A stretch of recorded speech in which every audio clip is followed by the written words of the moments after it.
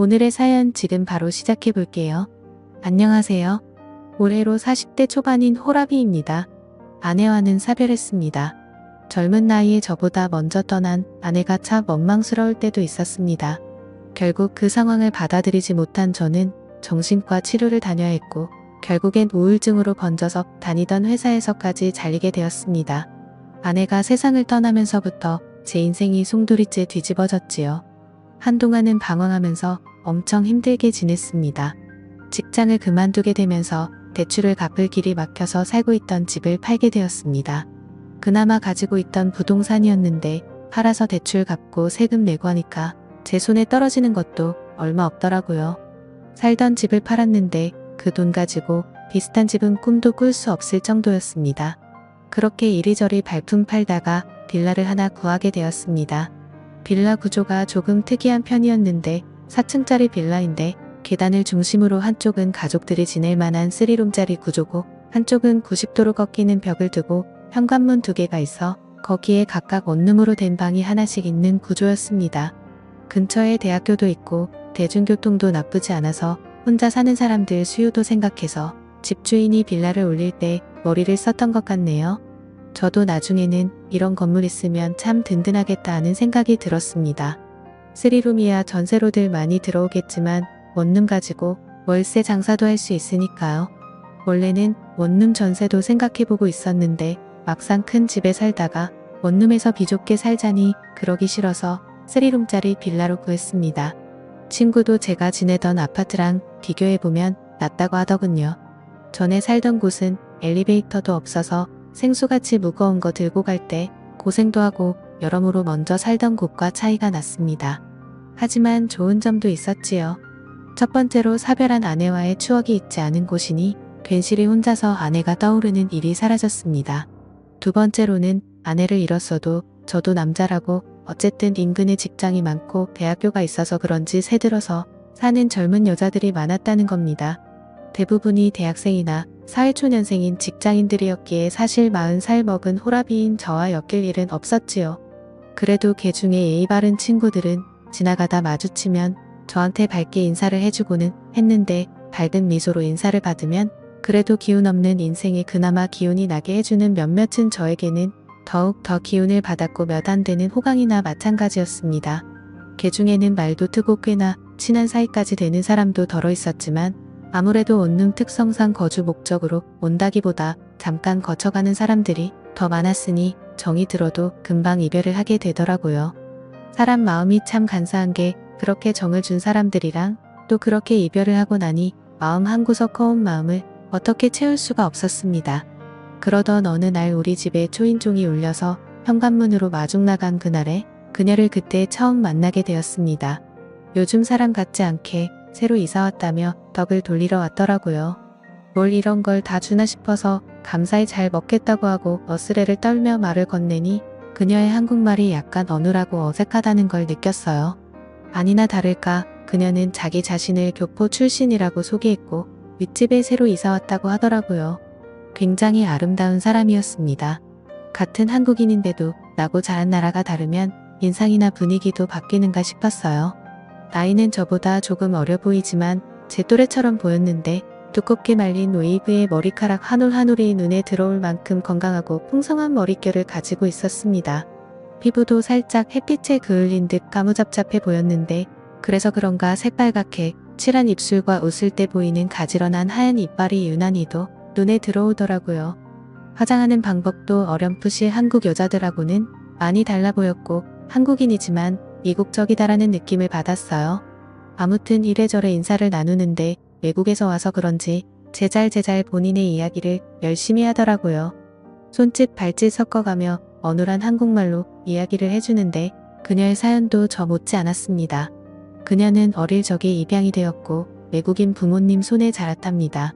그리고 한국인 남편을 만나게 되어 결혼을 했는데 남편은 불의의 사고로 미국에서 명을 달리했다고 합니다. 그런데 남편이 버릇처럼 한국이란 나라는 정말 좋은 나라라고 했다며 기회가 되면 한국에서 살아보자고 종종 이야기를 하곤 했었다고 하네요. 그녀도 저처럼 남편을 잃고 방황하다가 마음 추스르고 남편과의 약속을 지키러 혼자서 무작정 한국으로 왔다고 하는 겁니다. 원래는 한국말을 거의 못했는데 한국인 남편과 결혼 생활을 하면서 지금 정도의 수준까지 익히게 되었다고 하더라고요.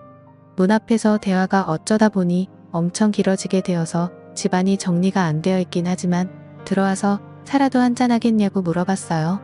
그런데 그녀가 살짝 경계하는 표정을 짓더니 아직 이웃들한테 다 인사도 끝나지 않았고 시간이 나면 들리겠다 말하고 자리를 떠났습니다. 나중에 정식으로 꼭 좀 초대해달라고 하고 제 시야에서 사라지는데 오랜만에 나눈 또래 여자와의 대화라 그런지 그날 이후로 계속 그녀가 떠오르더라고요.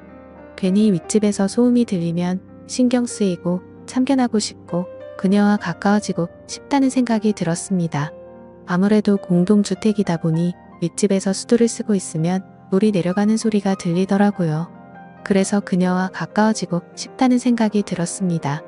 물이 내려가는 소리가 들리니 뭘 하는지 대충 예상이 갔거든요.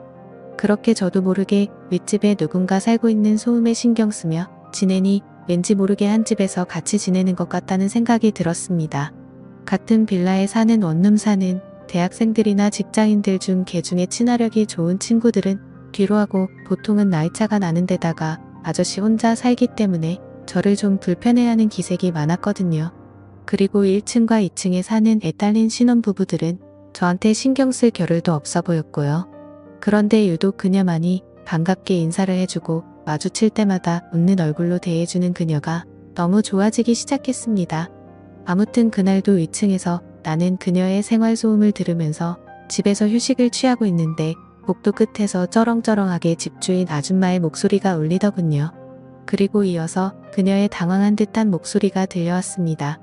윗집에서 나는 발자국 소리에도 귀 기울이는 제가 그녀의 당황한 목소리를 그냥 지나칠 수는 없었지요. 그녀의 목소리가 들려왔습니다. 그래서 현관문을 열고 나가 무슨 이야기를 하고 있는지 들어봤더니 집주인이 그녀에게 음식물 쓰레기 분리수거를 하나도 안 할 수가 있냐고 하면서 잔소리를 하고 있더라고요.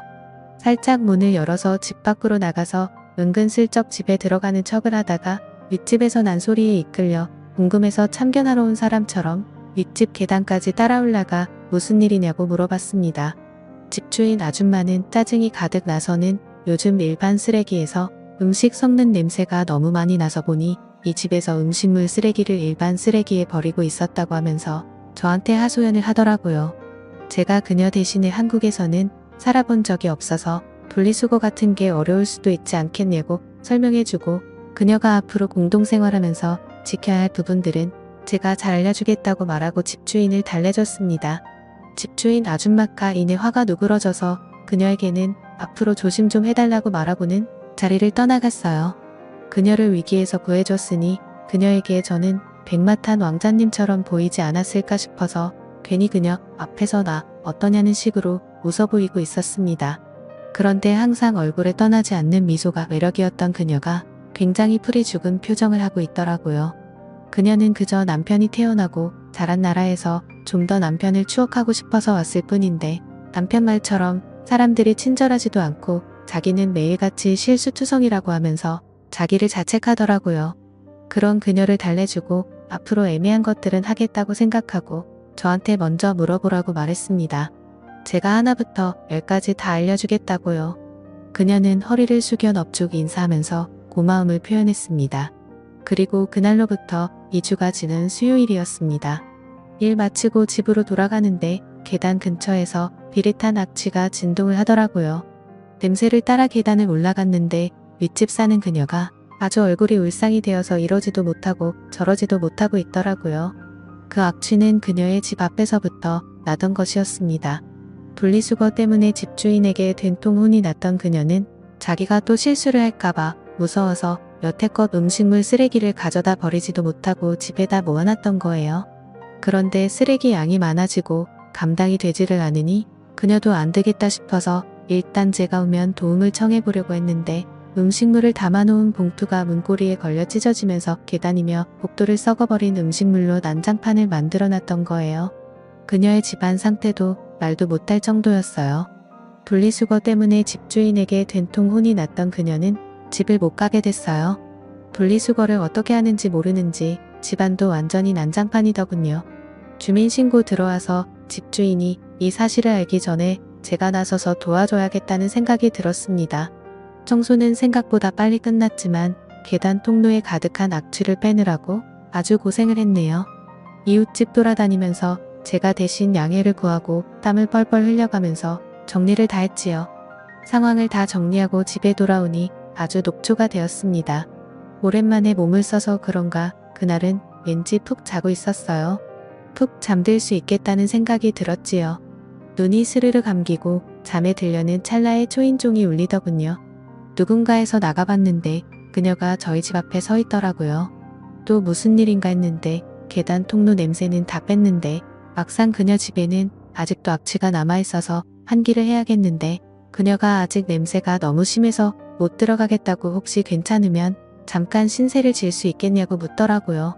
어려운 일이 아니다 싶어서 그러라고 했는데 막상 호랍이 혼자 지내는데 집에 여자가 들어오니 기분이 묘하더라고요. 그녀도 저를 매번 집 밖에서만 마주하다가 저희 집 안에서 저를 마주하고 있으니 어색해하고 있었어요. 제가 평소에는 그렇지 않은데 그날따라 왜 그렇게 과감했는지 그녀에게 아무렇지 않다는 듯 그럼 오늘 제 집에서 자고 갈 거냐고 물어봤죠. 그녀는 그래도 되냐고 묻더니 잠시만 있어 보라며 후다닥 위로 올라가서는 그녀가 잘 때 입는 잠옷을 입고 품에는 베개 하나를 끌어안고 들어오더라고요. 방은 3개였지만 침실은 없었죠. 그래서 침실은 하나기에 그녀에게 일단 침실을 내어주고 저는 소파에서 자기로 했습니다. 그런데 내 침대에서 외간 여자가 자고 있으니 몸은 피곤한데 자꾸 이상한 생각이 들어서 냉장고에 있는 술이나 좀 마시고 술 기운을 빌어서 잠들어야겠다는 생각이 들었습니다. 잠시 후 그녀가 잠은 안 자고 밖으로 따라 나오더니 제가 술 마시고 있는 걸 보고는 자기도 같이 한잔해도 되겠냐며 제 옆으로 다가왔어요. 그렇게 서로 술을 한 잔, 2잔 마시다 보니 매일 저녁에 술을 마시고 식사 중에 반주한다고 냉장고에 가득 채워놓은 소주가 바닥을 보일 때까지 다 마셔버렸습니다. 그녀가 술에 알딸딸하게 취해서는 영어를 섞어 쓰면서 혼자 자기 싫다며 저를 이끌고 방으로 들어왔고 그녀나 저나 술 기운을 빌은 덕분이었겠지만 그렇게 하루를 보내게 되었습니다. 아침에 일어났는데 술 기운에 머리는 지끈거렸고 청소 때문에 그런 건지 어젯밤 무리를 해서 그런 건지 허리가 다 뻐근했지요. 제가 일어났을 때 그녀는 아직도 잠들어 있는 상황이었는데 오랜만에 제 옆자리에 다른 사람이 누워있는 걸 보니 그동안의 외로움이 사라지는 것 같았습니다. 조용히 자리에서 일어나 저는 출근을 했어요. 회사에서도 전날 그녀와 있던 일이 꿈만 같았고 술 기운과 섞여있던 그녀와의 장면들을 하나하나씩 되새기기 시작했지요. 속으로 웃음이 다 나더라고요. 아내가 떠난 뒤로는 제 인생에 또 이런 날들이 있을까 싶었는데 그 일이 현실이 되었으니 말입니다. 퇴근을 하고 돌아왔는데 그녀가 어제 입고 있던 잠옷 차림 그대로 이제 왔냐고 저를 반겨줬습니다. 달려와서 제 품에 와락 안기는데 잊고 지냈던 지난날이 스쳐 지나가더군요. 그런데 신기한 건 그녀 또한 그랬다는 겁니다. 그리고 깨달았다고 아마 죽은 남편이 외롭게 지내는 자기를 위해서 저를 이 나라로 보내준 게 아닌가 하는 생각이 들었다는 거예요. 신세가 똑같은 저를 만날 수 있게 말이지요. 그렇게 그날 이후 그녀는 윗집에 방을 빼고 지금은 저와 같이 살고 있습니다. 벌써 그녀와 살림을 차린 지도 1년이 다 되어갑니다. 1년이라는 시간을 지내면서 그녀와는 좀 더 진지한 이야기를 나누는 사이가 되었지요. 결혼 이야기까지 오고 가고 있어요. 그녀의 집 쪽에서는 그래도 나이차가 조금 있는 저를 그다지 탐탁치 않게 여기는 것 같은데 이런 데서는 또 자기 주장이 강한 외국인 마인드를 가진 그녀다 보니 부모님의 반대는 크게 신경 쓰고 있는 것 같지는 않아 보입니다. 조만간 그녀와 함께 미국에 가서 결혼 허락을 받으러 갈 예정입니다. 좋은 결과가 있도록 사연 들어주신 여러분들에게 저를 응원해 주시면 좋겠습니다. 저도 아내를 잃은 아픔을 딛고 일어서 좋은 사람을 만나 새 살림을 차리게 되었으니 힘들었던 시간만큼 이제는 다시 행복해지고 싶네요. 오늘의 사연은 여기까지네요. 긴 사연 끝까지 들어주셔서 감사합니다.